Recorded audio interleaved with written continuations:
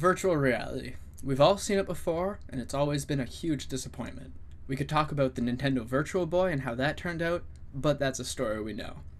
Over the years, there have been more and more companies that have tried to make virtual reality a thing, and they've always turned out the same way. So, what's changed between then and now? What makes this generation of VR different? In order to truly see why this generation of VR is good, we first need to discuss why the previous ones weren't. One of the biggest factors in why VR has never succeeded is that they made people sick. People using early forms of VR would get physically ill. Normally, this was due to motion sickness. Motion sickness is what happens when your senses just don't agree with each other. In VR, it's normally that in the game you're moving, your eyes are telling your brain you're moving, but the rest of your senses are saying that you're not. Another problem has been that the hardware just wasn't fast enough. You'd move your head, and there'd be a delay from when the stuff on the screen would move. It causes a disconnect between your senses, and thus, more motion sickness. Another factor is that the displays were not a high enough resolution. Since the displays are so close to your eyes, the resolution needs to be quite high. Otherwise, your eyes have trouble focusing, this can cause headaches, make your eyes sore, and once again, motion sickness. Many of these things have changed with the new generation of VR. With the release of the Oculus Rift and HTC Vive, the technology has advanced enough that many of these old factors have been completely eliminated. The screens, while not at the best resolution, are high enough that they don't cause fatigue on your eyes or make you sick. The technology is fast enough that there's no delay that you can perceive between when you move and everything on the screen moves. And they have come up with many different ways that users won't get motion sick. I'm mostly going to be talking about the HTC Vive since that's the headset that I own. So the HTC Vive and Oculus on paper both have the same specs, but right now the Vive has one thing the Rift does not: room scale tracking. This is one of the ways that HTC has gotten around your character moving in game, but you not moving in real life, by making you actually move around.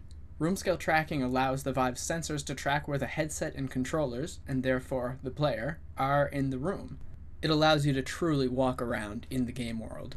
That's not to say that the current implementation of VR is perfect. I already mentioned this earlier, the screens could be a higher resolution. Right now, every now and then when I'm playing, I'll notice what's called the screen door effect.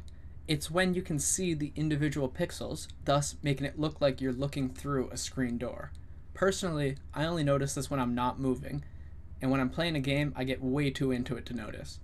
Another problem is that there's no good way to move around a large world. With the Vive, the largest space you can have for room scale is 5 meters by 6 meters. This isn't large enough for most games. As of right now, there are 3 real ways of getting around this. The first, no moving. There are a lot of wave shooters for the Vive, which involve enemies coming all around you, but you stand in one place to shoot them. Maybe you'll take one step to the right to dodge and then shoot back, but really you're just staying in one place. These games, when they're well done, are ridiculously fun. One of my favorite games of 2016 is Space Pirate Trainer. It doesn't look like much, but it is so much fun. The second is using teleportation. Games like Budget Cuts and Vanishing Realms use this. It simply involves pointing where you want to go in the world, push a button, and you get teleported there. It works well, but it can pull you out of the experience. Games like Budget Cut make it part of the game by giving you a teleport gun. You shoot where you want to go, but what if I just want to walk to the end of the hallway? The third is by doing movement the traditional way. You push forward on your analog stick or push W on your keyboard, and your character will walk forward. The problem with this is that it's very disorienting and cause many people to experience motion sickness.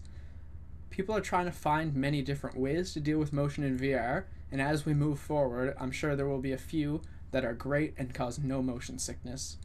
See what I did there? Move forward. While the current implementation of VR isn't perfect, it's leaps and bounds ahead of anything that's ever been done before.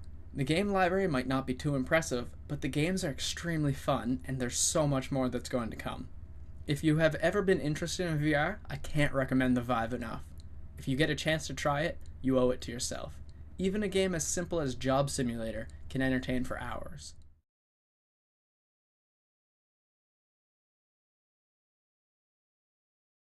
Games and get rid of the bugs.